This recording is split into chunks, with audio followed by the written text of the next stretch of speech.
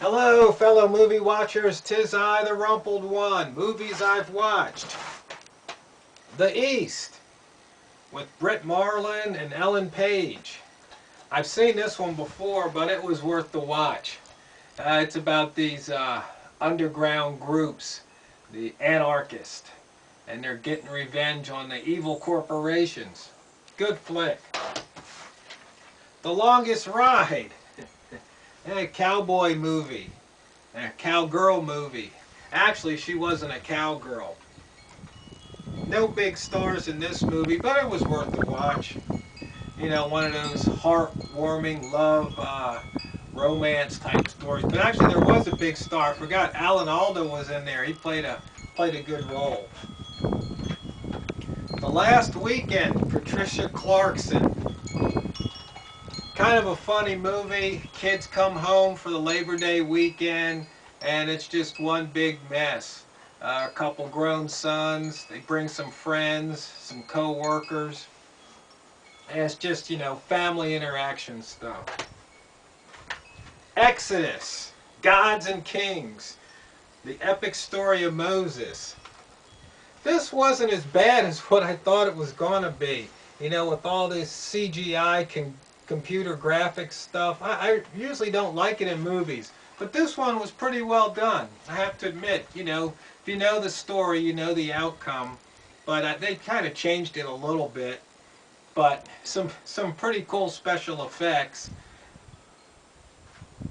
Worth the watch, entertaining. One Day. Anne Hathaway, Jim Sturgis.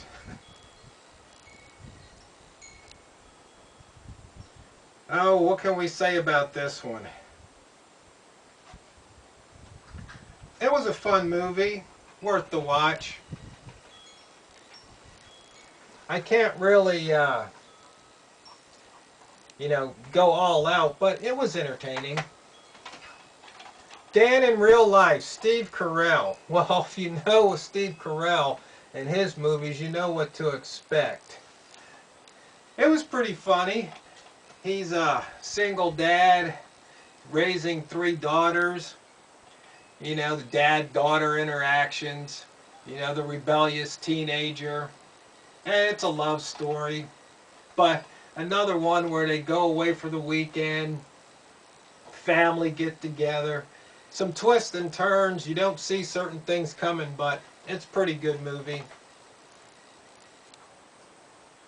Will Ferrell, Get Hard, with Kevin Hart. Okay, if you know either one of these two guys, you know what to expect. Not an Academy Award-winning flick at all. Just entertainment. I mean, there's some scenes in there just hilarious. And the definitely got to watch the outtakes, the gag reel, the bloopers.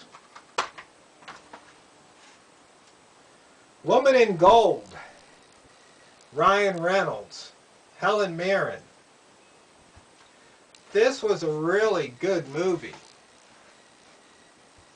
One of those type of movies that, you know, really get you involved. You know, just really get you into the story, and you kind of like, you root for the underdog. It's about this woman who had to flee Austria as a young adult.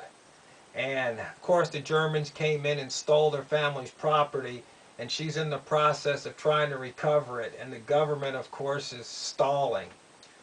But it's great. It even has some scenes in there from the Supreme Court. So, of course, you know, not the real Supreme Court, but in the movie. So it was kind of worth the watch. Okay, Jupiter Ascending with Channing Tatum and Mila Kunis. I'd almost give this a turkey rating. It's not at all what I expected. It was produced and written by the same directors and producers of The Matrix. And if you watch it, you can definitely see that for sure. They call it a sci-fi. I don't know. It kind of bordered on that fantasy, which is why I'm almost thinking about giving it a turkey alert.